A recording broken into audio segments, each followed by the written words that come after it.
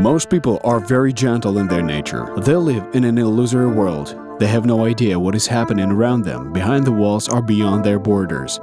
It's very difficult for people living in a society spoiled by the digital civilization to imagine just how cruel other people can actually be to one another. It is highly unlikely that European diplomats, while passively watching the war that began in the east of Ukraine, could predict that the Russian bear would deliver a senseless and merciless blow as quickly as it did. On July 17, 2014, at 15:53 Kyiv time, the Malaysian Airlines Boeing 777 aircraft entered the zone of responsibility of the Dnipropetrovsk Oblast Flight Information Service. A Ukrainian dispatcher undertook the task of escorting the plane. By 16:21 Kyiv time, the plane disappeared from the radar screen. The wreckage of the airliner fell to the ground near the village of Hrabovo in the Donetsk Oblast of Ukraine. There were 283 passengers and 15 crew members on board. Unfortunately, none of them survived. Flight Amsterdam-Kuala Lumpur, code number MH-17. This is the 13th episode of the film about the ATO, the history of war.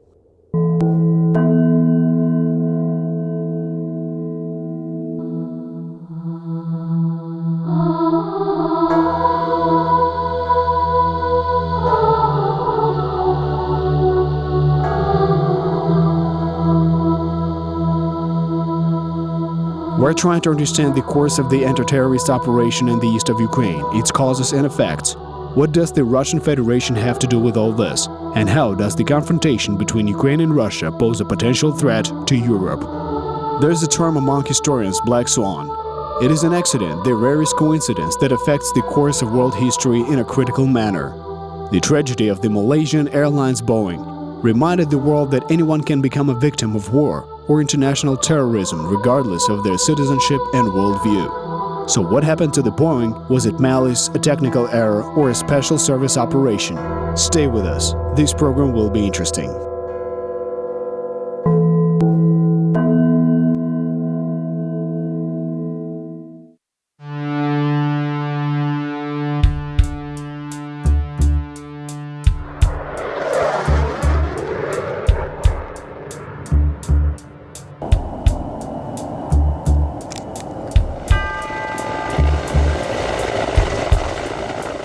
In early summer of 2014, the Ukrainian army and the National Guard launched an offensive against the positions of pro-Russian militants, liberating previously occupied settlements. Using all available military forces and manpower, the Ukrainian command actively applied its air force. Aircraft and helicopters were especially activated for the rapid transfer of troops and supplies as well as for airstrikes. The militants tried in every way possible to resolve the air defense issue.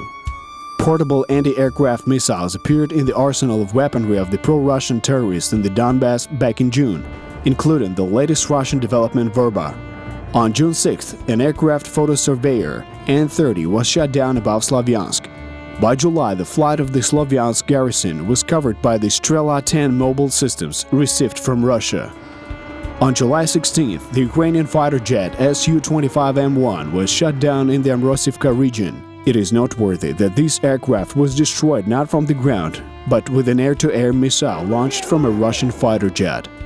The air defense of the Russian Federation sought to provide the militants with air cover in every way possible. In early summer, all the airspace above the Donetsk and Luhansk oblasts was closed for civilian aircraft. The State Aviation Service of Ukraine made an exception only for the transit aircraft that flew above the territory of Ukraine at altitudes of over 9,800 meters, that is, at an altitude which even the latest portable air defense missile systems and mobile installations that could have been at the disposal of the militants would not be capable of reaching. The altitude was considered safe in compliance with all international standards.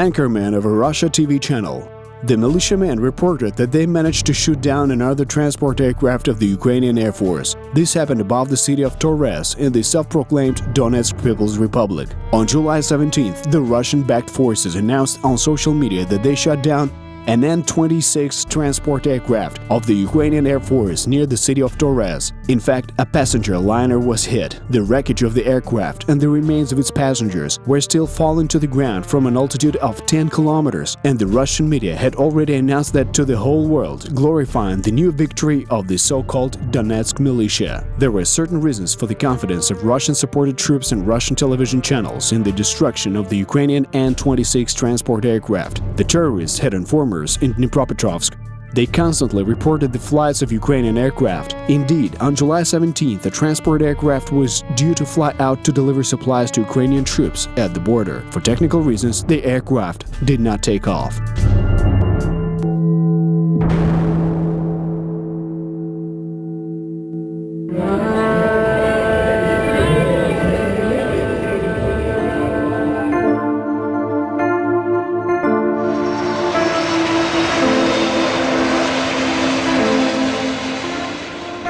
The video from the scene of the event appeared on the internet very quickly, and the news of the downed plane was widely spread on the leading Russian TV channels. However, by the evening of the same day, after the situation was cleared up, all that information was removed from the TV broadcast. As if the previous statements were never made, Russian propaganda began to refute the involvement of pro-Russian militants in the incident. Journalists at first, and then the terrorist leaders, began to insist that the so-called militia lacked weapons powerful enough to bring down the aircraft at such an altitude. Indeed, from a purely technical standpoint, this was not lie. In fact, that very Buk anti-aircraft missile system used to shoot down the Malaysian airliner was transported away to the territory of Russia within a few hours after the terrorist attack was executed. An international investigation of the case was launched literally on the following day. On July 18th, 30 representatives of the OSCE arrived to Donetsk to gather information, search for the airplane's black box, and conduct an examination of the crash site. However, the armed representatives of the DPR kept on interfering with the international experts for several days, not giving them full access to the wreckage. The crash site of a plane is like a crime scene. Locations of bodies, personal belongings of passengers, flight recorders, and literally all the wreckage of the aircraft, everything is hard evidence. By not allowing the OSCE representatives to the wreckage, the militants quickly found the black boxes of the aircraft with the intent to transfer them to Russia, allegedly for examination. However, the very next day, Russian Foreign Minister Sergei Lavrov announced that the equipment would promptly be transferred to the owner of the aircraft. It should be understood that flight recorders record the flight parameters and conversations in the cockpit, but the plane was in perfect working order. The civilian airliner had no missile attack warning devices on board. The Russian side transferred the two devices to the airline representatives without fear, as it was later found out by an independent international investigation.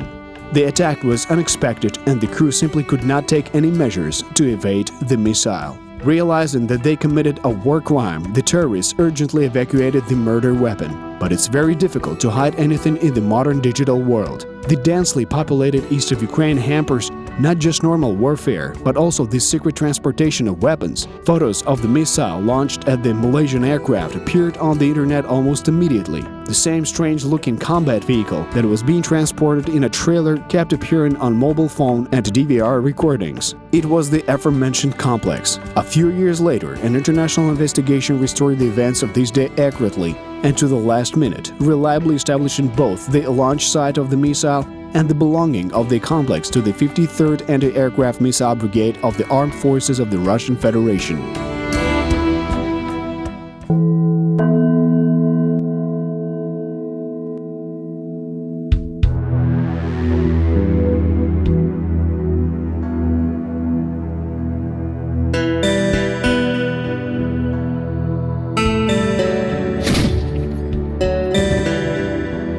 And now we return to Ukraine, to the hot summer of 2014. The Ukrainian armed forces did not have air defense facilities in the Donbass capable of shooting down planes at such altitudes.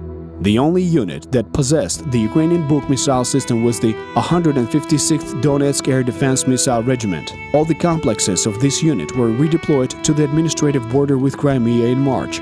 and the remaining garrison on the territory of the unit successfully resisted attempts of siege. Trying to hide the participation of Russia and hang the responsibility for the tragedy on the armed forces of Ukraine, the Russian media started coming up with various alternative versions of events.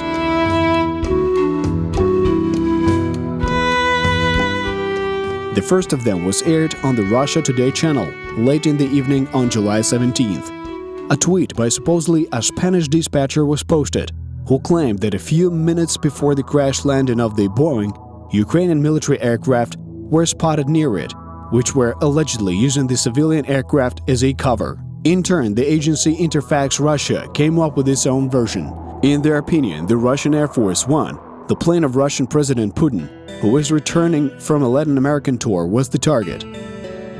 The outlines of the aircraft are generally similar. The linear dimensions are also very similar, and as for the coloring, it is most identical at a fairly long distance. However, these hastily concocted stories were more focused on common viewers in Russia and were far from reality. The book anti-aircraft missile system could not physically observe the coloring of its target, since it fired from a distance of over 20 kilometers. The situation in the airspace is carefully documented at the international level as well, so it is not difficult to check what aircraft were flying over a certain region at that time. In the meantime, the search for dead bodies continued and there was looting at the crash site.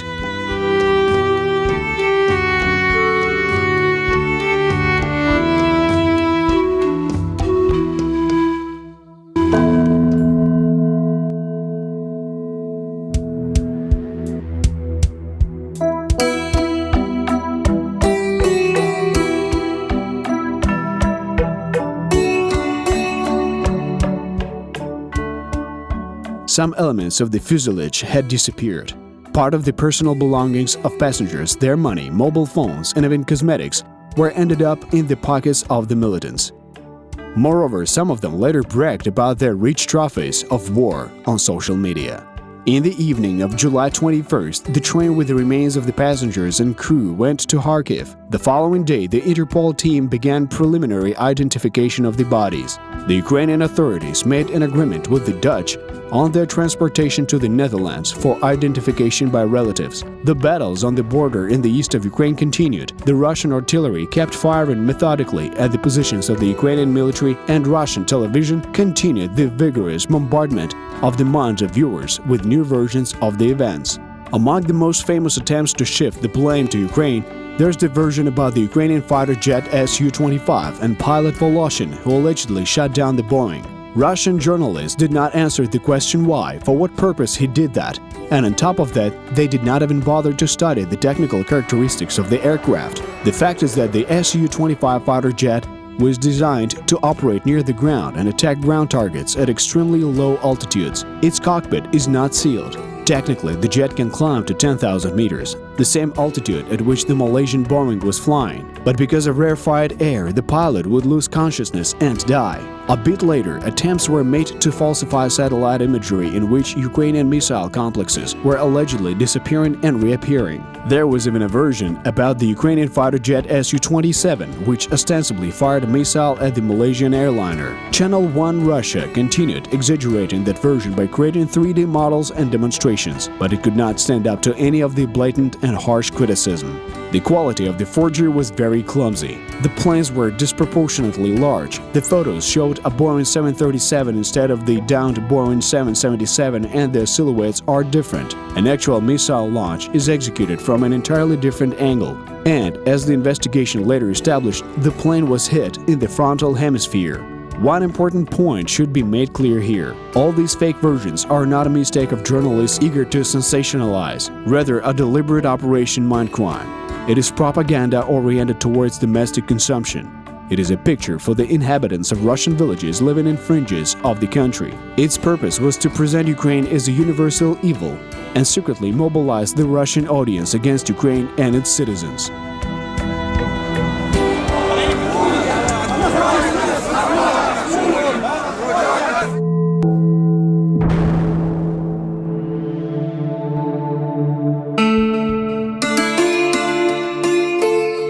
The fact that the Malaysian Boeing was shot down using the Buk anti-aircraft missile complex was finally confirmed in 2015. The wreckage of the plane was collected and transported to the Netherlands. Investigating the plane crash by standard protocols, experts collected what was left of the aircraft on a special stand. That allowed them to establish the nature of the damage and recreate the approximate course of events. Anti-aircraft missiles are designed in such a way as to cause critical damage to the aircraft without a direct hit. The missile approaches the target and explodes at a calculated distance from it, thus hitting the aircraft with numerous fragments. In layman's terms, the explosion of such a missile sends calibrated fragments manufactured at a factory that fly out in a cloud of a certain shape. Based on the fragment scatter diagram, the missile is pre-programmed with the trajectory towards an aircraft and the distance to the target at which it explodes, thus causing maximum damage. In this case, the explosion happened near the bow. The rocket approached from the front bottom right and literally cut the cockpit in half with the fragments. Further destruction of the structure of the plane occurred from explosive decompression. In short, the plane burst like a balloon. The crew and passengers were either already dead or unconscious long before the plane fell to the ground. The international investigation established the nationality of the complex. Forensic experts extracted fragments of the missile warhead from the bodies of pilots and passengers. Ironically, back in 1997, 3 battalions of Buk missile systems were transferred to Finland as a payment for the state debt of the USSR. Those were armed with 9 M38 missiles, the same as in Ukraine. The payload of the old model of the Buk missile consisted of small steel cubes. At the same time, the experts extracted not only the cubes but also butterfly-like heavy damaging elements from the bodies of the passengers and flight crew. And that's the payload of the 9N-314M missile ammunition that is in service only in the Russian army.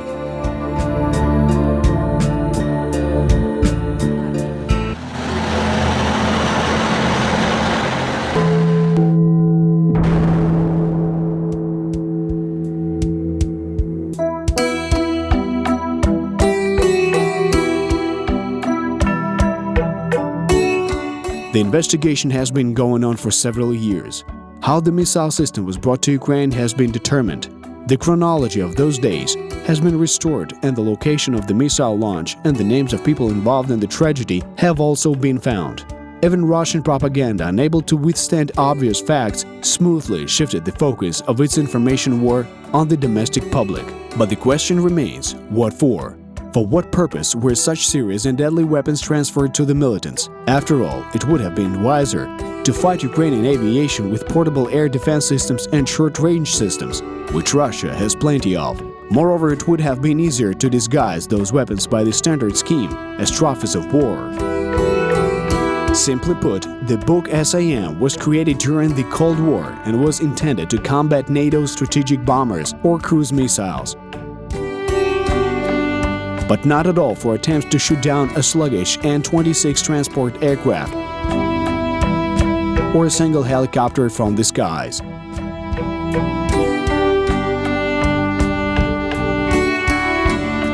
Unfortunately, everything is very simple. The terrorists confused their targets. At the same time, with the Malaysian Boeing, the route of Aeroflot flight Moscow-Larnaca flew through the skies over the east of Ukraine.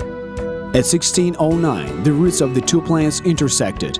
The Malaysian Boeing was at an altitude of 10,100 meters and the Russian plane was 500 meters higher. Had the Russian plane been shot down, then according to international law, Russian experts would have investigated the plane crash. They would have carried out the investigation as the Russian authorities wanted, and similarly to their Western colleagues, would have been engaged in it for a very long time.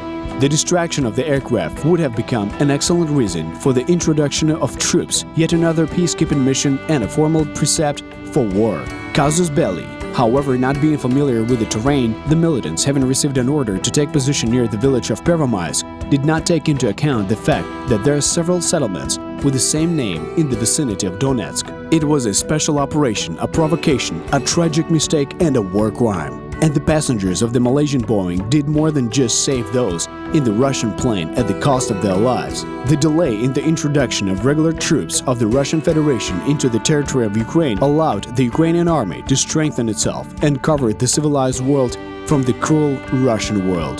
That was the Black Swan of the Donbass.